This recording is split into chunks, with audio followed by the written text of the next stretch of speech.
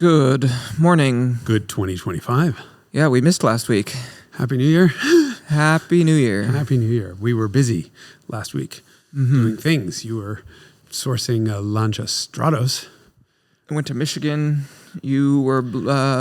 I was home working because I made the mistake decision fortuitous comment about a Chisetta V16T, and my phone has been ringing off the hook because everyone has a V16T story.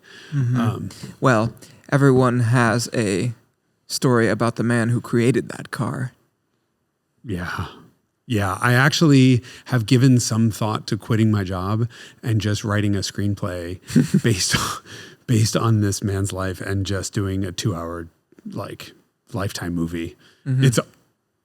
I don't know how to write this Revelation script because there's so much shit that's going to end up on the cutting room floor of the script. Well, I mean, it's just, do I do a 2-hour Revelations that's an hour and 45 minutes of shitting on this guy? Shitting on not even that. It's just the story of this guy's life. He's nuts. But anyway, so that's where I was over the New Year's break.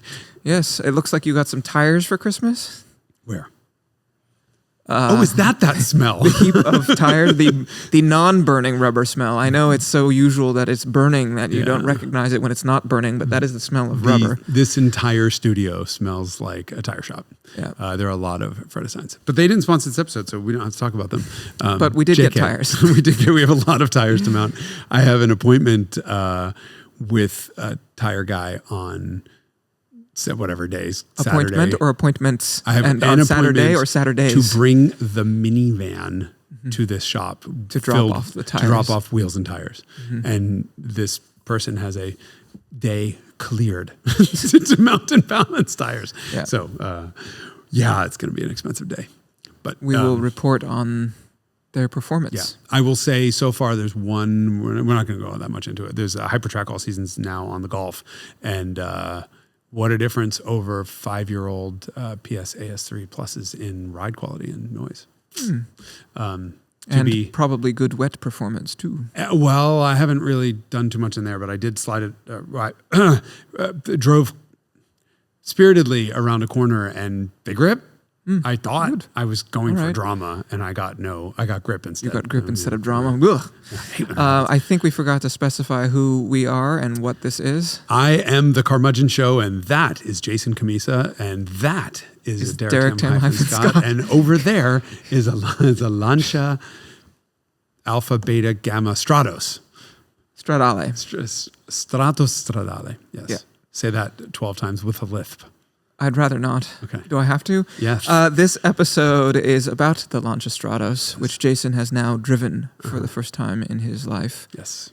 So we will discuss the development and history and experience contained in the Lancia Stratos, which is one of my very favorite cars. I think you might have actually said your favorite car you've ever... It's the car I most want to own. Yeah. All right. Well, okay, we're done. Enjoy. Okay. Derek's going to clap now. Clap. Gesundheit. Please don't put that in. Oh, you know it's going in. It's definitely going in. Physiological state in which animals reduce their body temperature, metabolic rate, and other life processes to conserve energy and survive in unfavorable conditions. That's pretty much me all winter. That's what torpor is. That was the start of this episode, you realize. This is what happens off screen, guys. But it's also a state of physical mental inactivity, lethargy. That's the definition I was using. Lazyitis, yes, as you could call it. That's torpor. Yeah. Anyway, a torpor, you've learned the word of the day. Yes. There was some great feedback on that last episode where we talked about whether there had ever been an elegant... mid-engined car. Mid-engine car. Besides the... Chiron. Or Mira was the suggestion that I let me offered. pull up the Instas. Oh, of course, it reset. I had that page open. Some people come, Misha says, come on, the 458 is very elegant. No, I disagree with that. Lotus Esprit V8. No. De Tomaso P72. Maybe. It's a little overwrought. It's curvaceous, which is atypical for modern mid-engine cars. So I can see... McLaren Speedtail NSX 288 GTO. GTO is too aggressive. Maybe Speedtail because it's so It looks like a speed shape. You know what the speed shape is? Is the thing that they put paint on just to then you're like, oh, do I like this color or not? That's what it looks like. Yes. Toyota Previa was a very funny one. That made me laugh. But it's not elegant, but that is amusing. XJ220 approaching. Yeah, nearly elegant. Yeah. Okay. First gen R8. No. Beautiful. Not elegant. Maybe Pagani, Spiker. Not Pagani. Not Pagani. Emira. Too aggressive. Emira was one that popped into my head while we were recording that. Emira's close. Yeah. Yeah. How about a deep blue A110? They I don't know if the didn't color. make those cars in deep blue. They were always like bright blue. I don't know that. La Stratos Stradale. not elegant. Not elegant. We'll talk about but it that is there. thing in the background in a second. McLaren GT, Ferrari F430, Pagani Speedtail. Ferrari Dino didn't make the cut, and that was the one where I was like, oh, yeah, we screwed that up. Yeah. The 246 Dino is elegant. Yeah, I agree. Got that one wrong. Diablo, no. McLaren F1, no. MC20, no. It just has. It's just long. 33 long is not elegant. It's 33 Stradale. Yeah, it's pretty aggressive. Okay. It's so like muscular that it makes it hard to be elegant. But it is nearly okay, maybe a bit. Maybe. Elise. God no. Elegant. It's like a Mosquito. Yeah, it's alien, not elegant. Somebody, NSX, Ford GT, Carrera GT, first R8, McLaren F1, mid-engine Ferraris aren't elegant. No. Those are all wrong. Koenigsegg, the Gemera. No, Cayman. Just because it's blobby doesn't mean it's elegant. Cayman, XJ220, no. 987 Cayman, no. Veyron, no. We discussed that one. We did. P1, I think we're through most of them. Pagani, P30. Not elegant. People don't know what elegant is. That's why it's not a thing. Well, why don't you tell them what elegant is? T50, M1. T50 is not. M1 is not. It's too wedgy. Yeah, a lot of XJ220s. But yeah, I think XJ220 I can see. I could see. In the same way that McLaren Speedtail. Yeah, right? long and curvaceous. There's a lot of T33, T50. I don't think the T50 is. 296 is pretty close. Well, as modern cars go, yeah. I like this one. Agree with Jason, but disagree with Derek. You're not going to add any more. There's this person listed all the same stuff that we've just discussed. Emira, Noble. No, I think the one that we really screwed up on was 246 Dino. Yes, I agree. Yeah, that one is Zonda. No. It's too overwrought. Quattroce, 4C. No. Too stumpy. Stubby. Yeah, like this. Like that. Okay. Anyway, that happened. This is the first episode of the year. It is. Happy New Year. But it feels a lot like the last one because I brought something for show and tell again and made you drive it. Yeah, that sucked. Yeah, so sorry. The only thing is I was, as I was on my way here, I was on the phone with Anthony Esposito and he's like, what are you doing? I'm like, well, Derek, we're going to record Carmudgeon and Derek is bringing a Lancia Stratos. Yes. Well, I told you should drive one. Yeah. And I said, bring me one. So I did. Did things in my pants I'm not supposed to. And he's like, oh, that's awesome. And I'm like, it's awesome, except it's like drizzling. Everything is covered in moss because it's been wet for 5 days. Yeah, it's like 49 degrees. Yeah, and Anthony's response is, rally weather. Yeah. I'm like, yeah, that's because it's not your multiple hundreds of thousands of dollar car. So it's here. Yes, I'm not you touching got it back. Yeah. We got it back intact. Yeah. Mostly. I mean, I think I probably wore some components a little bit. Such is the nature of driving. Not the tires, given that we were on moss the whole time. So, dream car, obviously. Mm-hmm. Yes, where do we want to start? Should we start with your driving impressions? That seems to be where we're going. Let's. Or do we want history of the Stratos? Nah, driving impressions first. Okay. Just because I started and I have something bubbling up. Yes. So we know to that get out. This car shares the powertrain with the Ferrari 246 Dino, the only elegant mid-engine car that we failed to mention. That was the one we forgot about. I think I might. I need to drive them together, but I think I actually might prefer to drive the 246 Dino to this. And at price parity, because they're similarly valuable, I don't know if I really want to say these words, but I might, perhaps, could prefer the 246 Dino to the Stratos. You are 100% wrong. You heard it here first. Okay. There is no firewall. There is a small piece of fiberglass that pretends to be a firewall, so that you're in the engine compartment with the engine. Mm-hmm. And when I say this is a V6 that makes no bad sounds ever, I'm not lying. Every noise it makes is wonderful. So I like that. Love the noise. Like the power a lot. It's enough. It's not overwhelming.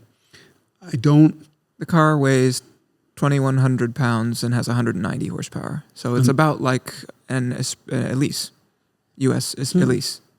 It doesn't feel that fast. But then again, it's so violent noise-wise. I think the Dino has better steering, a better shifter. It rides better. I don't know if it would handle nearly as well. I just felt like the Dino was easier to operate and was so close to the experience level of this car in terms of not the volume, but the quality of sound. You're going to kick me under the table. I think experience level, they don't compare. I think this is a 9.4. I think the chassis of these cars, the cars feel completely different in the chassis department. And that to me is really where the Stratos sings and where the Dino is good, but not amazing. Dino, okay. This car, I think you could go flat out on back roads and I never once thought about a pothole or like, am I going to scrape anything? Or, it feels like it's tough and it just doesn't care about bumps. And I didn't really push the Dino all that hard. But there was a lightness and delicacy to the Dino with everything, all the controls. The shifter was super light. The throttle was light. The clutch was light. Everything's heavy on this car. Except for the steering.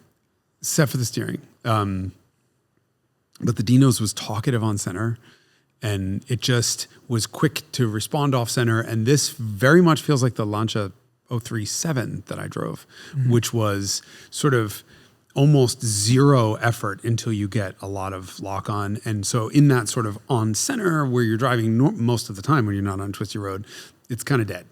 It's just not talking to you.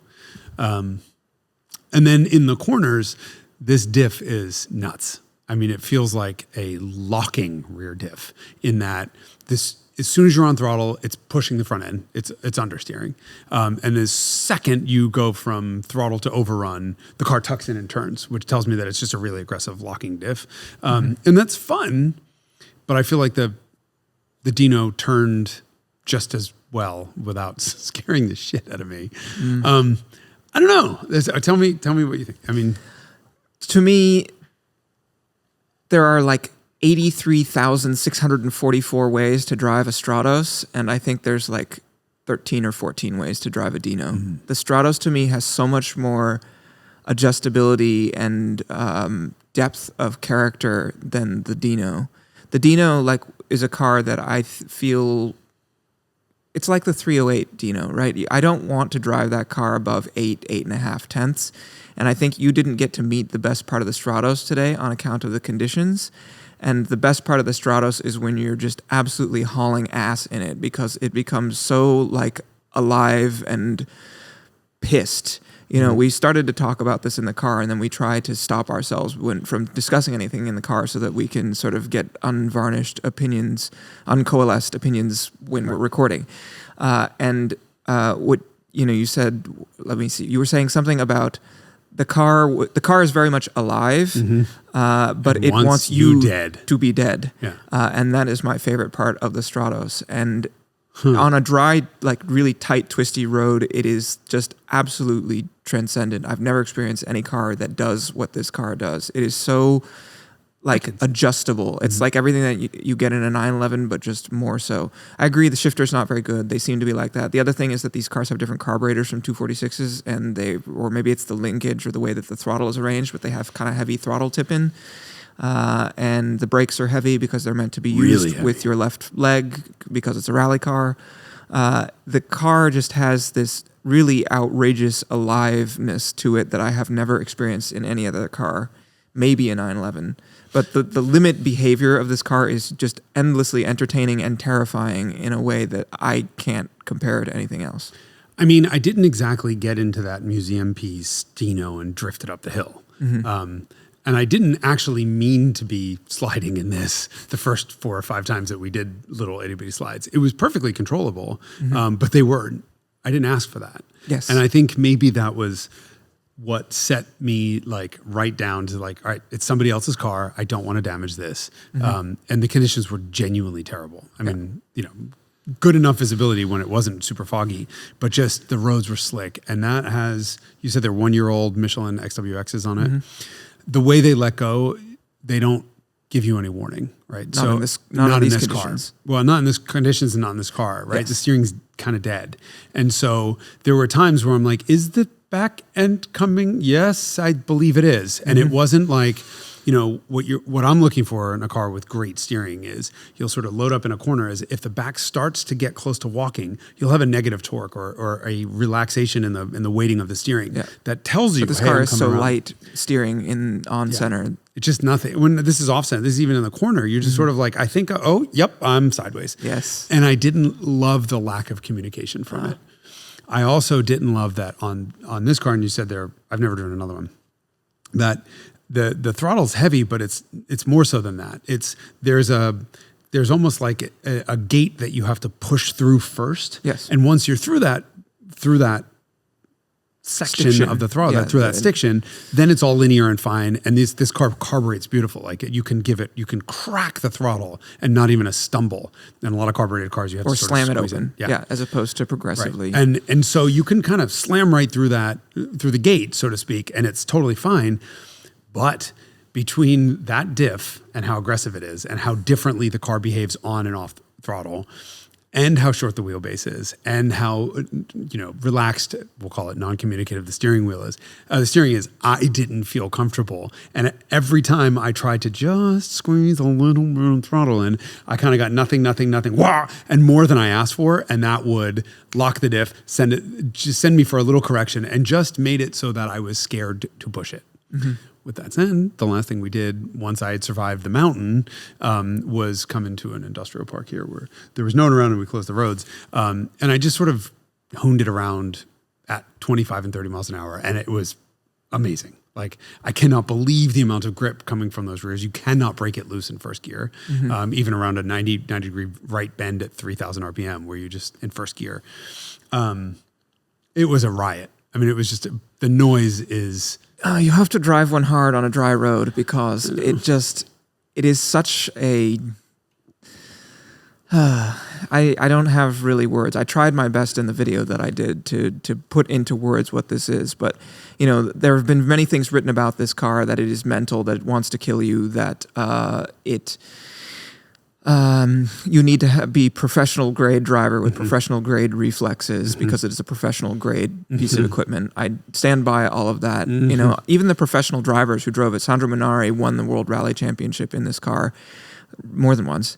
And he said, no matter how fast you went on a stage, you always felt like the car could have gone faster if you had the skill to do it. Oh my God. Even though he's, he's one of the best drivers in the world. And I think there's something magical about chasing mastery of this car because it is so sort of...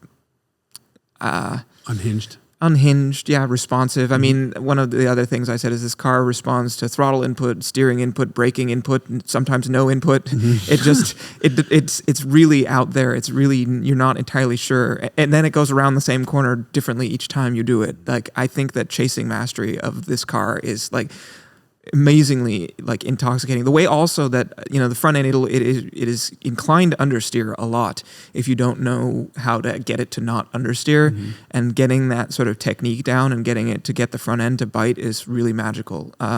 My co-founder Taz, who is a professional driver, said what you have to do with this car is you have to drive it on the nose. You have to drive it hard and you have to drive it on the nose, which means you need to load up the front tires, which means you need to be doing stuff. You need to be trail braking or, you know, really aggressively chop the throttle to get the front end to load up. And then it'll, you know, so the technique for driving this car is very different from driving most cars. It's a pretty advanced technique to get this car to do what you want. It's incredibly And that's very alive. different from the Dino, right? Yes, Which the Dino is. was That's why I just- said there's 14 ways to drive a Dino, and there's 44,000 ways to drive this car. I think if it didn't cost what it cost, and if it had some sort of semblance of crash protection and whatever, and it was a dry road and that was tighter, I think, and listening to what you're saying, I think I would probably feel the same way as you do. I love cars that don't want to be tamed.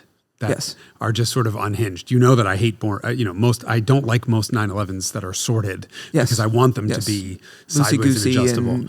Adjustable. This is so adjustable. Yeah. Like maybe to a fault. Even we were on the freeway and we were just on the slightest little bank of a turn at, I don't know, 75 miles an hour. And I just had to get off the throttle for a split second and then back on. And it tightens its line at 0.03 G. I mean, you're not even rounding a corner and you still feel that diff very clearly. I think it's like chassis setup also, I'm sure. Whatever it is, whatever combination of things it is, you are well aware that this thing is ready to turn at all times, which is incongruous with the steering because the steering doesn't feel, you can sort of do this. You sort of get 10 or 15 degrees of play where it just kind of doesn't weight up at all and nothing kind of happens. Yeah, it'll sort of notionally sort of adjust in that direction. Its direction. Yeah. But then after that, it's just so quick to turn in. Yeah. Because then it's the chassis that's turning instead of just the slight steering input. There's something very unusual about the feel of the steering of the Stratos. I could, with earplugs in and blindfolded, I could back a Stratos out of a parking spot and I could tell you that it was a Stratos that I was driving just by the feel of the steering. It's not like any other car. I drove the 037 once, so I don't remember that characteristic of it. That car was kind of an assault, and so I think my attention was consumed by other things because it's supercharged. I wouldn't and all that. Be surprised to learn that this is the same front suspension and steering as that car is. To me, that was the only car that I've ever driven that was, the steering was so light that I genuinely would have thought it was power assisted because it was so light and so, I don't want to say devoid of feel because once you're in corners, you feel everything. But on the straightaway, it just feels disconnected and aloof. And that other Lancia was exactly the same way. And then, when you're hauling ass, it's a very different story. Let me also say, no insult to this to say that I couldn't, or I'd have a hard time deciding between the 246 because the 246 is my favorite Ferrari ever. Yeah. So it's not I would choose this hands down. I think because of its specialness in terms of how much louder it is, how much more sorted. 246 is like the car that I would want to drive to a grocery store, and that would make driving to your friend's house for dinner a fucking experience. This one wants the back road. Yeah. And so if you're going out for a back road blast, this is for sure the one I would take. But if I was just like, well, I have a Ferrari that I'm using in lieu of a Miata, right? I'm just, going to take it to work. I'm going to take it to dinner, and that's where 246 becomes appealing. Plus, I think it's gorgeous. That having been said, this car has very strange characteristics about it that are very practical that you would not expect. Like the huge trunk. Like it's got a gigantic trunk. It's got a lot of ground clearance, the wheelbase also, and the ride height, and the fact that the nose and the tail are both upturned because you're meant to be sliding by roadside boulders and not catch them. And so you can fly in and out of driveways and across potholes and everything in a way that doesn't feel right for a mid-engine sort of car. That is true. So it has this weird like hot hatchiness to it that you can approach anything at any speed without slowing down, which is quite special and enjoyable. And that's something we barely touched on because of the conditions. I just wasn't willing to go that fast. But there was one section of the road where I commented that a friend of ours had to really slow down. And this is probably a 55 section of road that I was maybe doing 60 in this car. And I remarked at the time, a friend of ours in his 360 had to way down to like 30 miles an hour because of the bumps and jumps and undulations or whatever. This thing didn't because care. It's so stiffly sprung, you feel like you don't have good grip or like you're not in contact with the road a lot of times. It's a very tortuous section of road. And so when you're in a really stiffly sprung car without any ground clearance, it's just like you don't feel like you're driving on the road. You feel like you're over it. Yeah. Well, and you're ripping off bumpers and spoilers and shit. Like this car didn't care at all. So it is ideal for that mission. I would love to do a hill climb or something in this thing. The traction is unbelievable at the rear. Like that's again, I think a lot of it comes down to that. I want to know a diff, like if that's a 45% lock error or something. It's crazy. Well, I don't know. Actually, allegedly, it's the same as a 246. I don't know if that's actually true or not. But it could be. I mean, again, I don't remember really pushing that 246 all that hard up the hill. But I think it was on like 20 or 30-year-old tires. And it was. Oh, you swapped your wheels on. I swapped my wheels on it. That's right. Yeah. Because it was on 30-year-old tires. Yes. That's why. Yes. But I don't think I slid around anything. But you saw lots of time in your 308, and the 308 and the 246 feel fairly similar to me. That 308's diff is no joke. I mean, it's one of the few mid-engine cars that I can power slide around a corner in second gear, power oversteer around a corner comfortably. Yeah. And I think part of it is that diff is so... But it has a long wheelbase, which helps sort of damp things down, and this car has the exact opposite situation. Yeah. This car is 146 inches long, which makes it, 3 inches shorter than a 911. It's 2 feet shorter or than 18 Golf. inches. It's 18 inches shorter than a 911, an air-cooled 911, which is a small car. I mean, this thing is really properly tiny. And people, I don't think, remember how little those are. It's 2 feet shorter than a Golf. Yeah. Which is a little car. It's a recipe for instability. This is something that I've talked about before, that the car is engineered to be unstable in the same way that fighter planes are engineered to be unstable so that they're extra maneuverable. And so the car doesn't want to do anything that's not, this car has no equilibrium. It's always departing. The only contradiction to that is the understeer under power, and that's from the diff. But you have to get it turned on the way into a corner and then just push on the way out. Yeah, I mean, ideally you would be sliding out, or you'd be power sliding out. And if you can power slide it out, then you don't have any issue with understeering. I would love to play with this car like that. I would love this on a racetrack, like a bumpy racetrack. Somebody needs to do like a rally style bumpy racetrack. Maybe you need a go-kart track. So this car is not so a number of people have asked me, how does it compare to the green one I drove, because I have to imagine with all the adjustability that this car has. So the chassis is extremely adjustable. It's got struts in the back and then double wishbones in the front, more or less, and you have adjustable sway bars, both the end holes and the length of the end links, and adjustable ride height, and I'm sure everything else is adjustable too. And this was designed into the car, so we can transition to the history lesson on this car. It is more or less it is unequivocally the first car that was designed specifically to go rallying. Every time before that people had gone rallying, it was in Choose Car Mini or Lancia Fulvia or Citroën DS or Jaguars or Porsches. They were all designed to do something else, and then people were like, oh, let's use this to go rallying. And this car was designed from the ground up to go rallying. And so there's a whole bunch of stuff in it, like the adjustability of the suspension, that was designed in, so that it could be good to go rallying. The same thing, the front and rear clips are super easy to take on and off, so that after you damage it, you can place it very quickly on the side of the road. The rear cross member is bolted in so that you can remove it, so you can pull the engine and transmission out in one go and then replace it quickly on the side of the road. There's all the like turrets that are really beefy, and the central chassis, which is really like substantial, was designed that way with rallying in mind, because the car was to replace Lancia's previous rally car, which was the front-wheel drive Fulvia, which was not designed as a rally car. And there's a bunch of different categories of rallies. The really aggressive, rough ones are the ones where the Lancias and most cars would suffer because they weren't durable enough. You'd push a shock through the fender liner, or through the tower, because it was coming down on stuff so hard. So the Acropolis Rally is famous for that in Greece, and the East African Safari Rally in Kenya also. And so this car was designed to be strong enough to survive all of that. And so the structure is super robust and like beefy looking when you are looking at it. For that reason. So the bottom line of all that was that I imagine every Stratos drives differently because there's so much adjustability. But this one has the same sort of fundamental character that the green one that I made the video about does, which is that it sort of would like you to not be alive if possible. But the motor in this car is not like the one in the other one, the Group 4 motor in the other car, apparently. So it had a lot more power. It's a lot zippier. The throttle was a lot heavier still, so this car is actually easier to drive than that one. And that one was a lot louder. The exhaust was louder, and it had no airbox, so it was just velocity stacks. I mean, this one, I floored it in a tunnel, and there was no difference.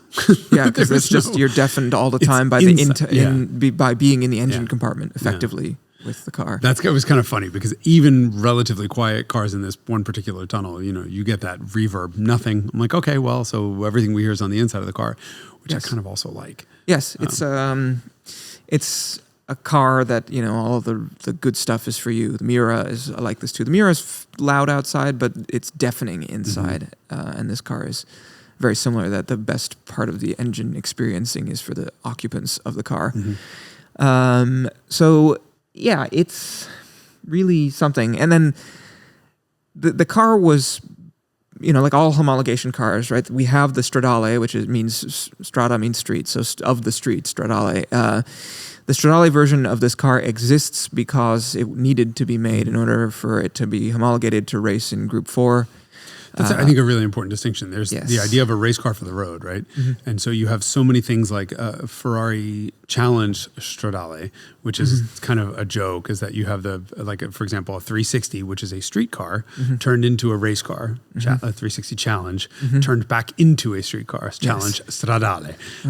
And so, but even cars like a Mercedes Cosworth 190, all those cars that are E30 M3s, homologation cars are based on a regular production car that has all of the compromises baked in for comfort, for longevity. A car that needs to sell millions of units to regular old people. That are driven in the winter, so they have heaters and they have just stuff like that. This is not that. This is 100% a race car that they made just enough changes to allow it to be driven on the road. Yes. And that's the difference between, say, Group B and Group A, because Group A has a 5,000 unit homologation, and so that necessarily is going to be a car like a 190 Cosworth or a Delta Integrale that's derived from a thing that's meant for street use. Right, where they make 5,000 versions, a special version of that car. Yes, like and that's M3. the Cosworth or the M3, the 190 Cosworth or the M3 or the Integrale versus a regular Delta or whatever. And then Group B, the requirement was 200 units, and then Group 4 and Group 5 preceded, Group ABC, which came out in 1982. And so this car ran in Group 4, so the homologation requirement was 500, and then later they changed it to 400 units.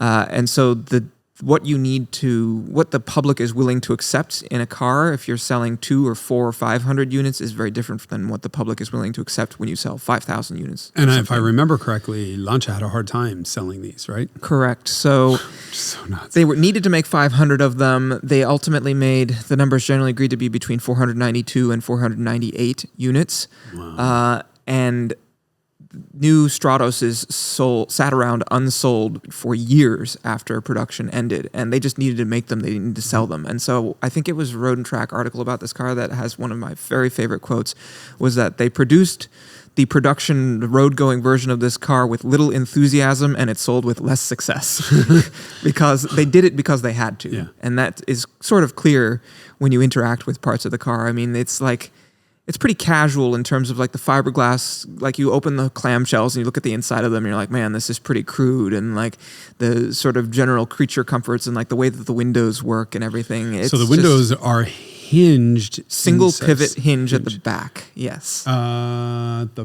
Yes, so the front of it drops down into the door, but the back, there's a single point at the back where it remains fixed. But without a crank. So, correct. So, I mean, hopefully we'll get a video of this where we can insert it. You basically, for those listening, you basically loosen a nut and just drop that nut down a slider, and the window just pivots down, and that's it. Yes, in the front. And then you can lock it.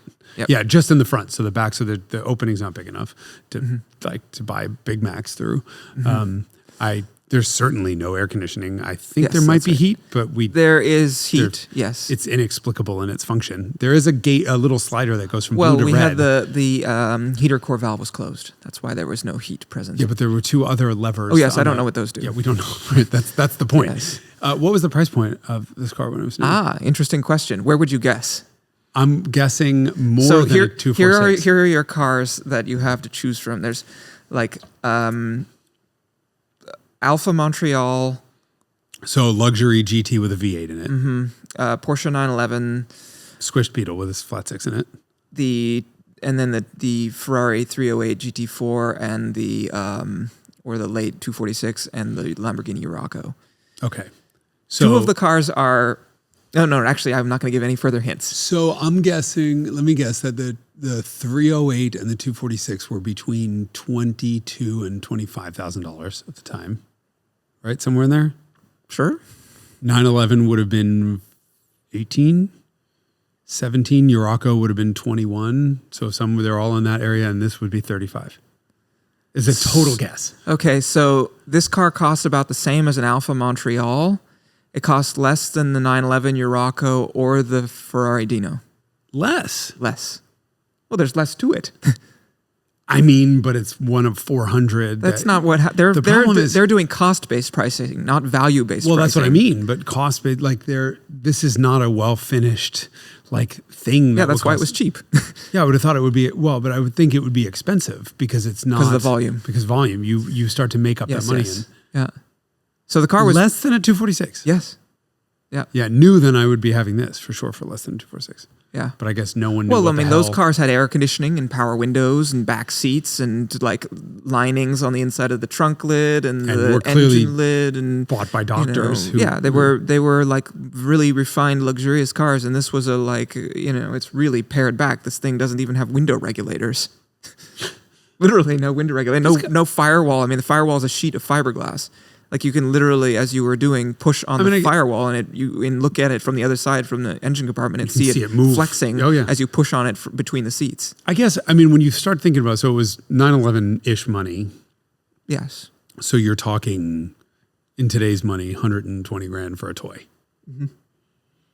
100-something thousand. Yeah, except for that's incorporating inflation. I mean, back then, if you do the math, it's probably like $63,000. But I'm just saying, if something came out that it was the equivalent of this today, right? And you say, well, it's about the same price as a 911 or about the same price as the problem is that Ferrari, the cheapest Ferrari, is fucking $300,000 at this point. Yes. But the idea of spending six figures on a toy versus six figures on something that is an experience, but you can daily it. Yeah.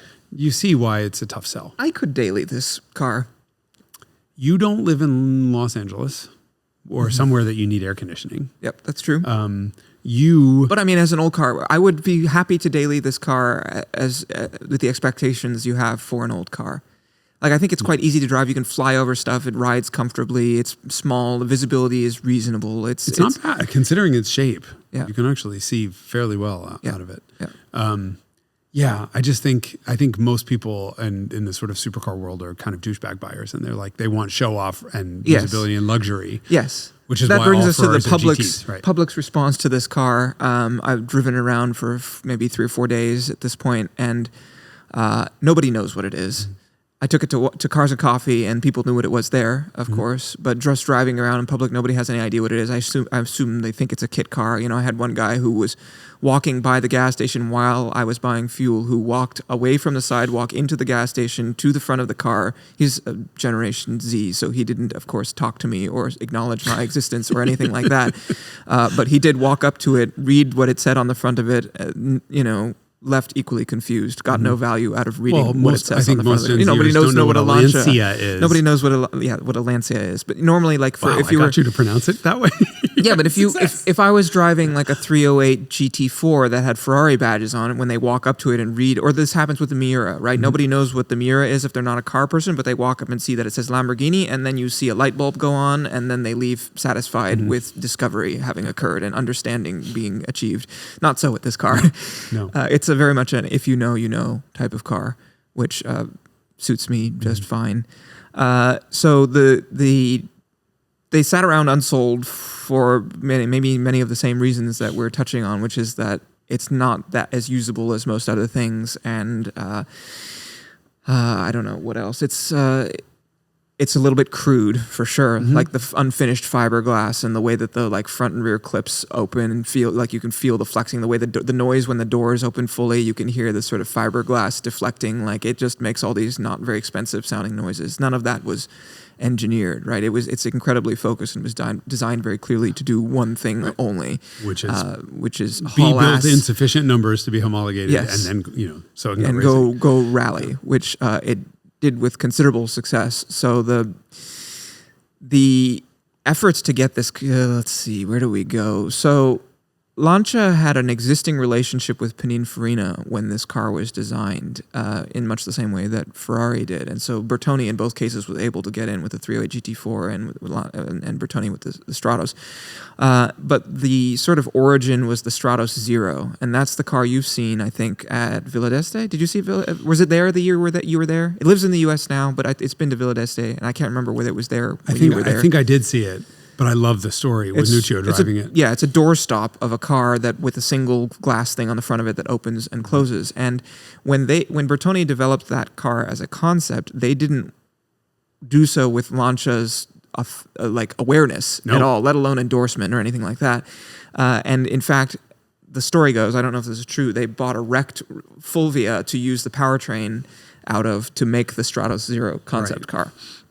And so they released this thing and they showed it at Turin in 1970 at the motor show, and everyone's like, wow, that thing is fucking psychedelic. That was in, November. Turin is in November of 70. And Lancia at the same time, the Fulvia, which is front-wheel drive and front-engined, is starting to suffer in rally events against the Alpine A110. And so they're like, we need a new rally car. And so Lancia saw this thing and they were like, interesting. And so they called up Nuccio Bertone and they were like, hey, could you bring that thing by here? We'd like to have a look at it because we would like to do a clean sheet rally car and are interested in, your thoughts on the subject. So he drove the car across Turin because Lancia and Bertone are both in Turin, and shows up at the gate, and he describes the gatekeeper as being absolutely flabbergasted. He did, as by the way he recounts it, wait for the man to open the gate, but he said it was not necessary because the car could have driven under the gate. I much prefer the conventional that's the version that everyone tells, which is that he drove it under the gate. But he apparently, out of respect, which makes sense in a professional context where you're trying to sell business, wait for the man to open the gate, even though it was unnecessary. Sense, yeah. But I love the idea that the car is so low that it would fit under. And then all the Lancia racing guys heard the noise because the car had no muffler. If you ever hear the Stratos Zero run, it really sounds raucous. And all the Lancia racing guys. But that was a 4-cylinder. Yeah, it's a V4. Yes, came out, and then this is like January of 71, and the contract to develop the Stratos was signed, I think, in February or March. I think it was February 17th, 71. And then the concept Stratos, which looks more like the production car than not like it, but is different in some details, was shown, I think, in Turin in 71. So, 7, 8, 9 months later, the car is displayed in concept form, and then they have to do the actual engineering. And they took this sort of strategy to develop the car, which I think is now pretty normal, but was unusual then, which is that they surveyed the drivers and the mechanics and the engineers, like what would make the ideal rally car. If we're going to design a rally car from the ground up, like what should it do? And that's why it has like the easily removable clips and the approach and departure angles that it does, and the adjustability of the suspension, the easiness of replacing the powertrain. All of that stuff was designed in so that it would be really good at its one mission. So they didn't know what engine it was going to have originally. Bertoni had some Ferrari V6s lying around, so they threw one into the concept car just because they needed to put something in there. But it took them a super long time to get the agreement from Ferrari to supply the engines. And Enzo was pretty enthusiastic about it, but Ferrari had been bought in 1969, as was Lancia, both by Fiat.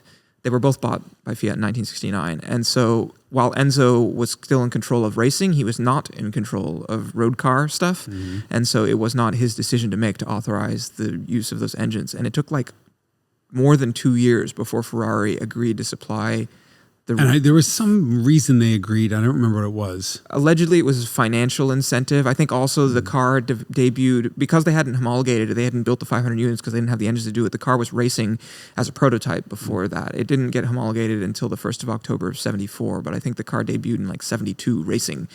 And it, I think it initially broke. I guess you will be not surprised at all to learn that the part of the car that broke was the transmission in the early ones. And this is a Dino 246 Dino transmission. Yes, that's right. And so I think eventually the car's initial performances, when it started winning stuff, it won. The first big thing that it won was the Tour de France, which is a I don't know what it is, Bicycle 7 or 9. Yes, it's a bicycle event. And so, of course, they were very overpowered compared to the bicycles, and they easily won. Lance Armstrong was there. He said the thing just whizzed right by him.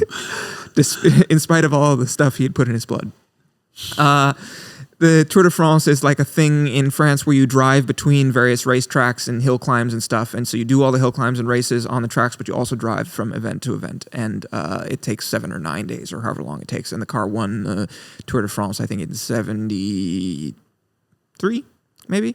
And so they were like, okay, we'll give you the engines to build these things. And it was such that they were so uncertain that I don't think that they even, like, Lancia never asked Bertoni to make the engines until like mid 73. Never asked them to make the chassis and bodies because they weren't sure enough they were going to have engines to put in them until like 2 years after the car initially debuted, because Ferrari and them were dicking around for so long on the agreement to supply powertrains. So Bertoni managed to get Lancia to work with them, despite the fact that, you know, Pininfarina had designed the Flaminia Coupe and the Flavia, and they did the Beta Monte Carlo afterwards. So there was a very established relationship with Pininfarina, and Lancia's, or Bertoni's goal was to try and sort of get some business in there, Lancia, which they did do. But there were no Bertoni Ferraris or other Lancias after this car, so maybe it didn't work that well. Well, there was a GT4.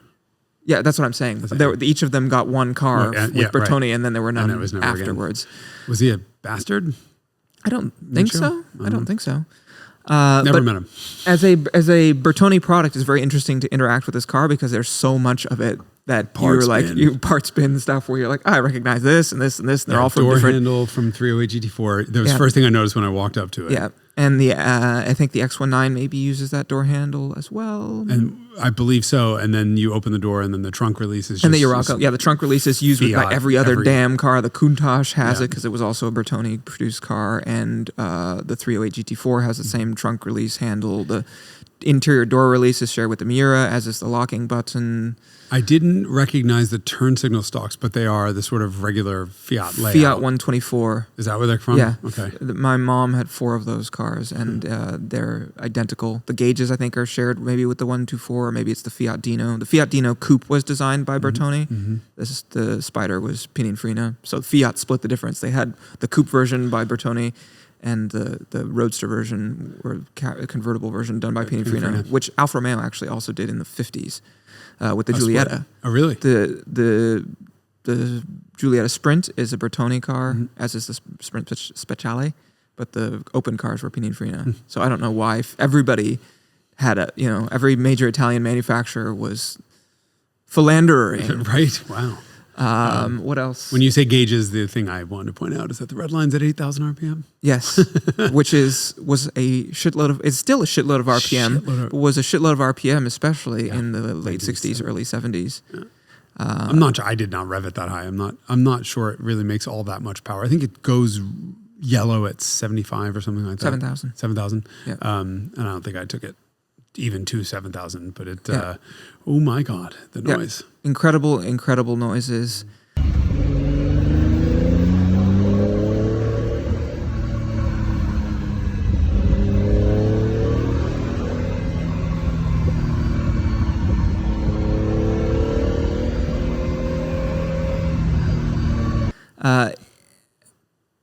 I don't know if anybody calls it the loud pedal anymore, but this car explains to you why it's called the loud pedal. Anything with do ITB cars do this for sure? Anything with ITBs or carburetors does this. Yeah, but you know what's funny? So we took this for a drive, and then we came back and we had to go grab lunch, and we got in Beatrice, my shit pile E30. And if it's the one defining characteristic of an E30 from an acoustic experience perspective, to me, it's the fact that there's so much mechanical noise of that M20 in an E30 that does not exist today. And I tell people all the time that one of the magic parts about an E30 is the perfect mixture of intake, exhaust, and mechanical noise. And the mechanical noise is always what's missing. And the first words out of your mouth when we made it to like around the corner, and you said the word that was in the process of leaving my mouth, which was, do you remember what it was? Refined? Civilized. We both said civilized at the same time. Yep. And it's like almost, and you're like, yeah, the engine's just so far away, I'm like, yeah, it sounds like it's 2 cars over, right? I mean, that's the difference. And an E30 is very engine centric from the normally, unless you are getting out of you were in the engine compartment with that thing, and it's not a clattery, terrible noise the way modern cars are. Yeah, and that is a thing that people throw these words around all the time, and it's a reflection, I think, of the experiences that they have had, and they will describe cars like the first generation NSX as refined or as analog and raw and visceral. What? People say that. No, I mean, or like the way that you do about the E30, right? Depending if you're coming out of an e-Golf, then like, yes, these cars, what that was a slip from was the nickname for our old colleagues, e-Golf. If you're coming out of, they called it e-Golf Hitler. Yes. Yeah. But because they're Italian and the way they pronounce the e-Golf Hitler. Yes. But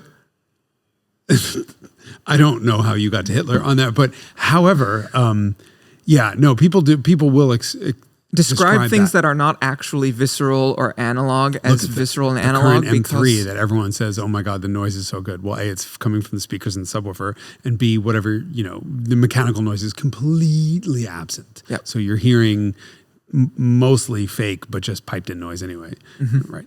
So if you are describing cars like 996s as visceral and raw, then I recommend you go try a real car.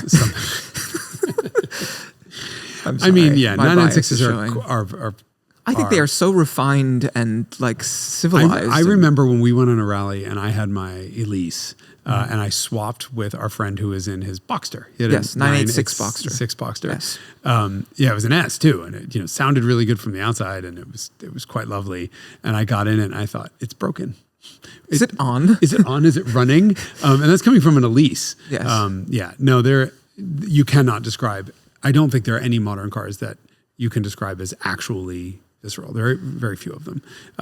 This is off the scale, though. I mean, it 100% is. And this is the thing where we always harp on, like, have maximum number of experiences that you can, because, if you were imagining a number scale from 1 to 10, and if a modern Tesla is a 10 and in terms of civilizedness.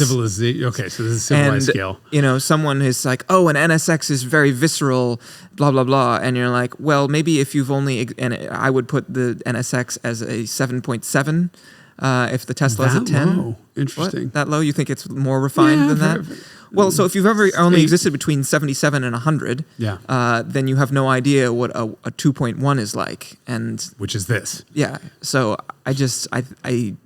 I hesitate when I see someone, if I see someone has described a car that I know objectively compared to like an old race car. I mean, because this is quite civilized compared to like a, vintage race car, like a C2 Corvette race car or a it's civilized compared to most race cars I've driven. Yes, definitely. Like the engines, it feels like it's mounted in rubber. It's not bolted directly to the chassis, for example. At 100 miles an hour on the freeway, it's fine. Yeah. Even with the window, we didn't close the windows all the way, and I realized afterwards, and it was totally fine. Yep. In fact, that's because there's so much mechanical noise from the engine, you can't hear any of the wind noise. But we were able to talk to each other. Yes. I mean, it wasn't that bad. Yeah. It rides. Primary ride is very good. And then, immediately when we got on the freeway, my first question was, is that speedometer accurate? We weren't even on the freeway, but we were in a 45 zone, and I'm seeing 80 kilometers an hour on the speedo, and I'm thinking, that's 50 miles an hour. I think we might be doing like 35 or something. Let me just make sure the speedo is accurate. So we pull out Waze and we look, and sure, it's like accurate. 3 miles an hour of being accurate. Close enough to being effectively accurate. And I thought, wow, it's surprisingly refined. Mm-hmm. And I also love the way this thing carburetes. The fact that 1200 RPM, you can crack the throttles wide open, and it just goes without a stumble. That is one of my really overarching early impressions of this first time I ever drove a Stratos, is that you feel how much lighter it is than a 246. It really feels a lot lighter than a 246 in every respect, whether that's the power to weight ratio or the way that the chassis behaves or the way it changes direction. There's no roll at all. Yeah. I'm sure there is. I didn't feel it. The car is 300 pounds, 400 pounds lighter than a 246. It's 2,100 versus 24 to 2,500, depending on the variant and market of the 246. It's, 20%. I mean, not quite, almost 20% lighter. Did they quote? Did anyone ever test it and get 0 to 60 numbers out of it? I'm sure they did. I don't know what they are. I'm sure they're offhand. terrible because it's dogleg first, and so dogleg first, that 1-2 shift really kills everything. Yeah. But I bet that's a high 5 type of power Yeah, level. which and the Elise with 190 horsepower is what, like a 4.9 or something like that, naturally aspirated. Yeah. 5 flat ish. Yeah, so this car is 4.8. Yeah. Yeah, same sort of thing. I mean, it doesn't quite feel that fast, I'm going to say, but then again, the Elise is similarly visceral, I would say, but it's also it's overwhelmed with induction noise in a way that this is not. So that even seems a little bit more violent. You get that peaky power delivery that just pulls everywhere. I mean, this is music compared to an Elise, and there's no contest. which is more ruckus. Which is more, chassis tweaking noises in the Elise. Yes, cracking about. Yeah. No, I loved it. I mean, definitely one of the most entertaining cars, or most sensory overloady cars. But in a very different way from a Miura. So when I took it to Cars and Coffee, someone was like, "This or a Miura?" To drive, to own, to look at, to do what? Let's answer those each in turn, I guess. Drive. Let's start with drive. I haven't driven a Miura in a while, but the Miura is too much for me. Yeah. But hold on. The problem with the Miura is it's too much at first, and then you get used to it, and then you get into something you think is an experience, and you're like, this is like a fucking Accord by comparison. Yes. And so, I think I like the noise that this thing makes better. I think I would choose to drive this over a Miura. I would too, and it's not even close.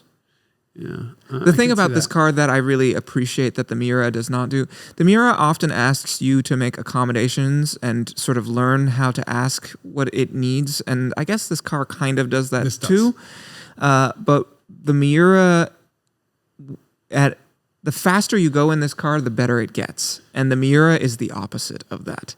The faster you go in a Miura, the less good it gets. There's a certain point beyond which you do not go in a Miura, in my experience, and I feel the same way about the 308 GT4 and the 246. And for different reasons. They're different number of tenths. I think the number of tenths is a larger number of tenths in a 308 or a 246. I think that number of tenths is like 8.5 tenths. And the Miura, I think it's fewer. Maybe it's 7.5. I was going to say, but the reason why, interestingly enough, is very different to me. I don't really want to go past 8 or 9 tenths in my 308 because the car doesn't. It starts to... It stops dancing. Right. It turns to marshmallow. The tires tuck under and it just starts to understeer. And it starts becoming understeery and it stops becoming alive and tactile. Yeah. And it's more like sort of like, oh, I see you're not having a good time and you don't want this. And this car's the opposite. Well, but the reason I wouldn't go that further than that in a Miura is very different. It's because it scares the shit out of me. Because I don't trust it. I don't trust me to control it. And I don't think it's safe. And I don't think it's durable either. There's that. This car is, I didn't, again, I got out of it and I'm like, you drove that green car that much harder than this? And you're like, oh yeah.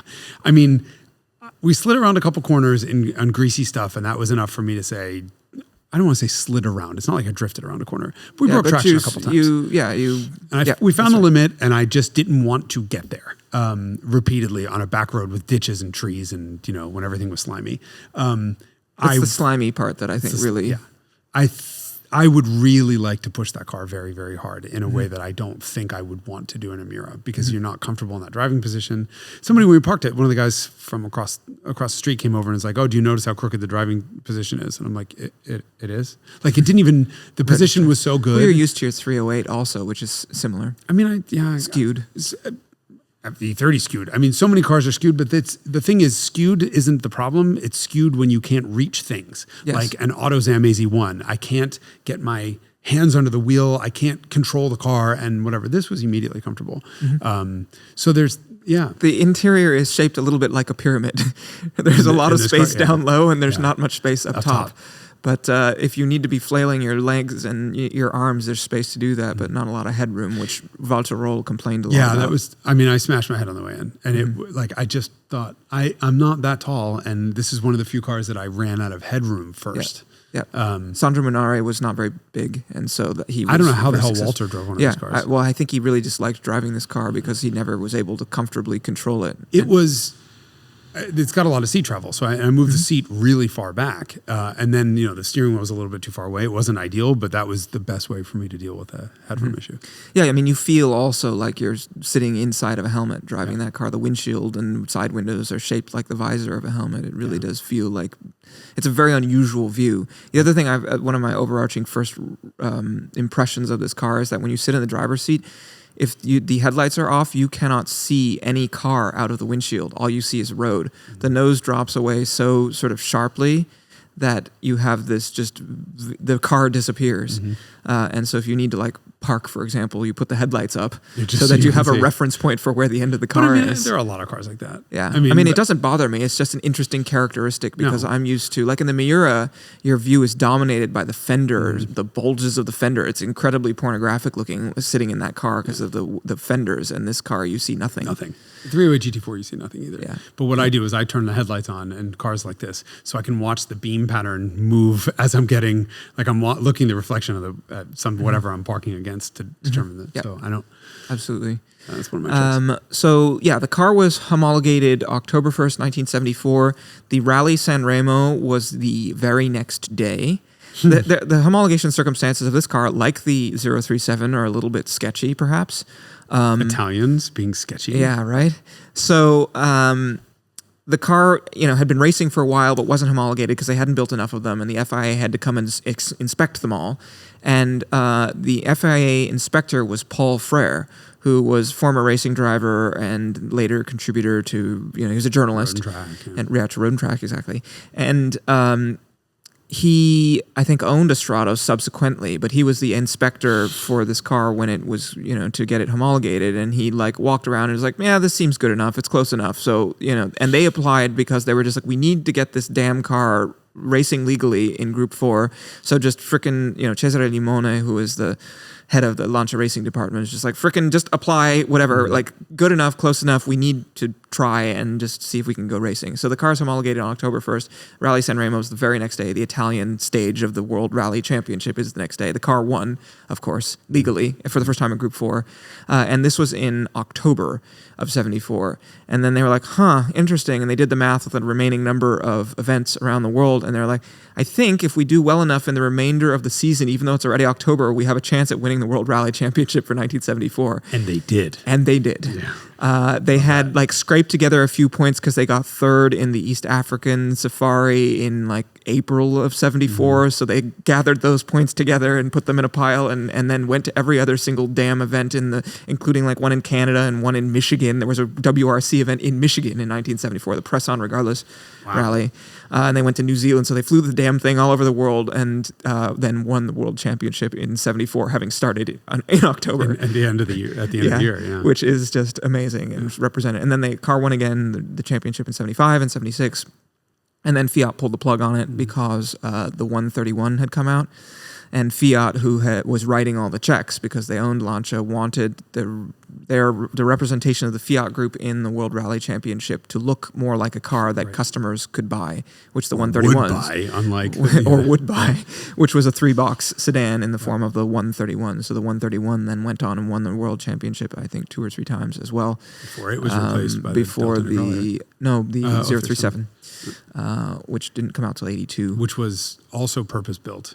As a rally car, using a tub from the Beta Monte Carlo, which we know as the Scorpion in the United States. And everyone knows thanks to the Top Gear, to the Grand Tour. Oh, yes, that story. That episode is incredible of the sort of discussion of the homologation. And the 037, that was hilarious. No, there was just the finale special. Clarkson had a Beta Monte Carlo that everyone fell in love with. Who knew? Was it Clarkson or was it Hammond driving it? Whatever. I wouldn't know, having not seen it.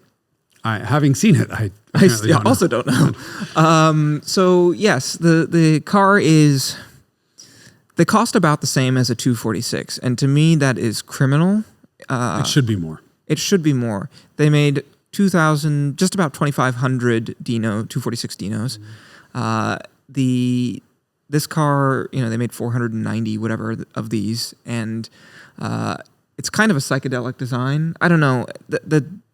The Dino's prettier, obviously. Oh, yeah. But this is really this is wild looking. Wowier. Yes. And it is one of the greatest rally cars of all time. And it is the first purpose-built rally car. And it's, I think, also one of the most exciting cars to drive that has ever been built. I stand by it. I would have a hard time deciding between them because I absolutely adored that Ferrari. I know. I like those cars too. But for me, this is so much, it's so much more texture. There's so many different ways to drive this car. It's so like it made me feel like alive and dead at the same time because like I was on the verge of death. But that's like it's like motorcyclist, right? This is a car for unhinged people, and I don't know. But you usually don't. You're the one who usually likes hinged cars, and I like unhinged cars. What I don't like is when the car feels like it's shitty, and that's actually what I don't like. I don't mind that it's unhinged. I mind that it feels like shitty. Shitty like it's going to break? Yeah, yes. Like that it's going to break or, yeah. I guess that's ultimately what it feels like. You're making fun of all my cars, aren't you? I'm just making fun of the Volkswagens and the Elise. Yeah, that's what I thought. But yeah, there is no car I have ever interacted with in any professional context that I have wanted more than this one. I will tell you, there's a lot about this driving experience that really reminds me, and I know you're going to give me a look. You know what I'm saying? No, I'm going to guess it's Mark I Volkswagen. No, not even close.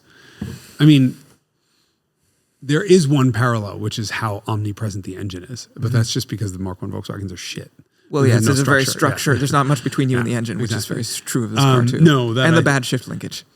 And the bad shift linkage, and the fact that there's no structure, and I don't know. No, it's lots of structure. It's all concentrated in the center part of the car instead of the bodywork.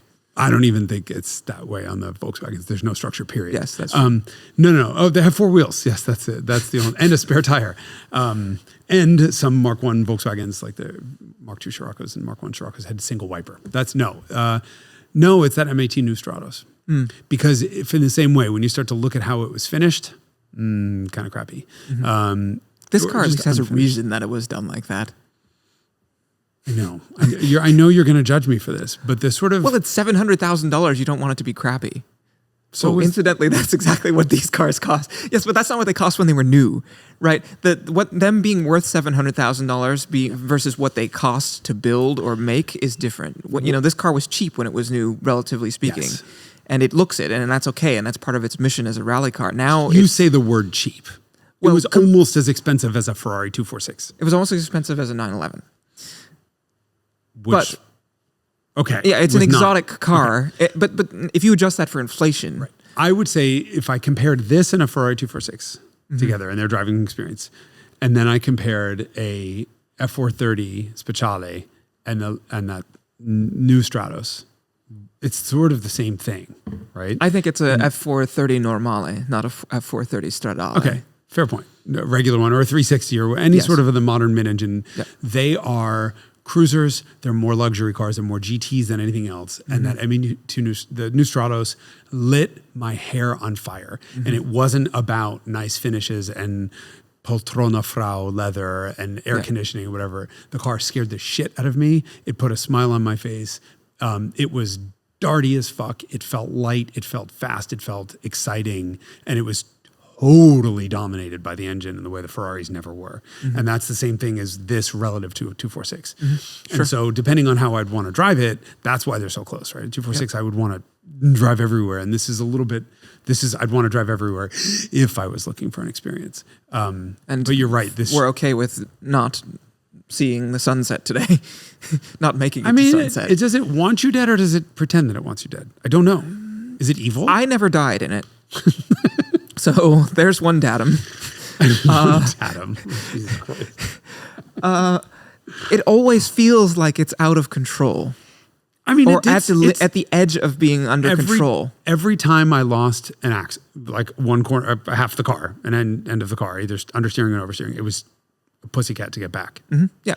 It never told me it was going to do it. It just did it. And then while it was doing it, it didn't tell me it was doing it. I mean, pushing around a corner understeering, there's no weight on the front, so there's no steering feedback, there's no nothing, and we're just pushing. But it didn't it wasn't like, oh, I sort of lifted to regain some front traction and then it snapped and spun the other way. Yeah, correct. It's not like the reputation that, for example, a Carrera GT has. Yeah. Or even a Gullwing. Which I wouldn't even have driven. A Carrera GT, I wouldn't even driven today in those conditions. Just because I'm not going to Paul Walker myself. Yeah. But no, it wasn't evil. It just felt really alive. Really responsive. That's what I love most about that car. It's an incredibly close conversation between you and the car. There's nothing Yeah, but no steering. If this had 246 Dino steering and a 246 Dino steering shift linkage, it would easily beat that car. But I just can't get past the steering. Okay. And the unassisted brakes, let me say, when you say stand on them, you mean like actually pull the rim of that little tiny gorgeous steering wheel and use it for like we came to one on ramp very quickly because a handy cripple converted minivan pulled right in front of us, and I'm like, oh, I can get around him before we get off this exit. And it's a 270-degree decreasing radius, whatever. And we came in hot, and that was like, I don't know, what was that being a leg lift machine? 180 pounds worth of effort on the brake pedal to get to 0.7 G. I was like, Jesus Christ. I mean, it is serious effort. And I've driven plenty of unassisted, cars without vacuum unassisted, and I left foot brake normally, so I'm not. The brake is meant to be used with the left foot. It's another representation of the rally and that mission of the car. Totally cool with that. But this is there's no reason for brakes to be that heavy. There's no reason for a shifter to be that vague. There's no reason for that stiction on the thing. So I think you could probably do a couple things to this. This car in particular, that I would have to find a way to get around that throttle linkage. They all seem to do that, which is weird. I don't know. I've only driven 3 Stratoses, so maybe the 3 that I've driven have been like that. But that impression is strong with me for the first and third. I don't actually have it for the second one, so maybe it can be engineered out or something. I don't. Look, we are talking top 10 driving experiences of the 3,000 cars I've driven in the last couple of years, right? I mean, last 20 years. So we're talking, how do you get it to edge in front of my favorite Ferrari ever? Well, those are the things that don't exist in the Ferrari. Yeah, really cool. I mean, if I had all the money in the world, I would have one of those parked next to a new Stratos because of. What about the Dino? Oh, I'd have a Dino also. Yeah. I mean, I had all the money in the world. This is of all, like I said, this is of all the cars I've ever interacted with professionally, it is the car I've most wanted to keep myself. Ever. Number one. Mm-hmm. You haven't driven a 288 yet. That's true. I have not. I wonder if that would change you. Can you hustle at high speed over a bumpy road in a 288? That was Isn't it low? No, not low enough. The only one that I drove, this was a quick. You think Marshall Petaluma Road in that car? No problem, because I was driving on a road on the Monterey Peninsula that was one of these roads that has all of the roots have lifted the pavement. And I mean, in a modern car, I would have slowed down. And the owner was like, go, go, go, go. And I just ran over these effectively speed bumps, and it was and nothing, didn't care about any of it.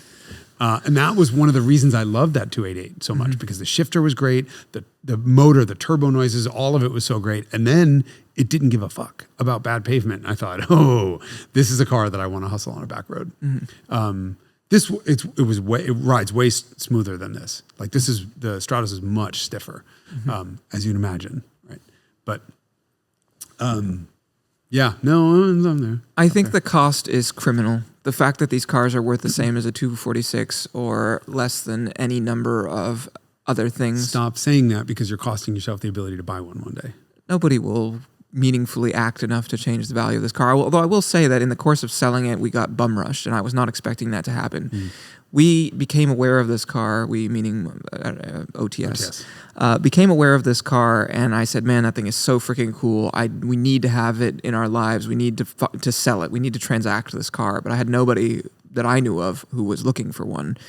Little did I know that I knew everybody who wanted one. I just didn't know they were looking for one. So we didn't have a customer in mind, but we borrowed a bunch of money and bought it. and sold it on. It arrived with us on a Wednesday, and we sold it. The guy flew in on a red eye Thursday night and bought it Friday morning. Oh my So God. the moment he heard that it existed, he said, "Hold the car for me. Do not post it on social media. Do not anything this car until I have a chance to see it. Let me know as soon as it's going to be there. I will be there the next day." Why did you And listen he to him? You literally should have was. posted it everywhere and had a, No, had a I bidding mean, war on it. you want to look after your people.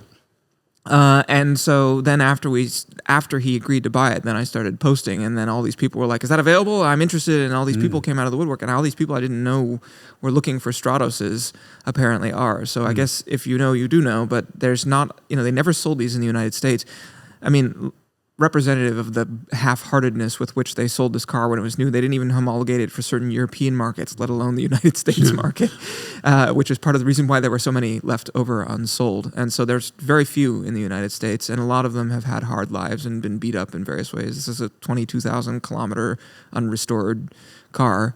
And so I think the quality of the car, it has the original maintenance booklet with the little card that they print for you when you are to become your service card or whatever. It's like for Chevrolet, it's called a Protecto plate. It has all this stuff with it. It's a really good example. So I guess the people who know do know, but it's not a super mainstream choice, which I prefer it actually for that reason. It's douche-proof for that Yes, reason. Yeah. definitely. No, I approve. I mean, I wish I could have something like that. Yeah, me too. But maybe one day. Maybe one day. Maybe we'll get sponsorship by Lancia. They'll give us a Stratos. I think Lancia is busy going out of They're business. busy dying, yeah. Yeah. I say. So Cool. Well, I am very appreciative to get that opportunity to drive that car. So thank you. Especially My now that I pleasure. know you sold it. I think that So I'm appreciative to the new buyer who probably has no idea that. no. We told him we wanted to use it for some promo work after the purchase, and he was, I think, so anxious to get a yes to buy the car. They said, "Whatever you want, just sure, whatever." Okay, good. So he was happy to have us use it for various things, including. So he won't this. care that I did donuts for 2 hours in it after we recorded this. Oh, is that where we're going? Well, I guess we Yep. better wrap the episode Yes. up. Bye. In that case, Keys. Where are the keys? in it. Keys. Okay. Keys in it. There he goes. Can't do this quickly. I think I just heard Jason herniate a disc.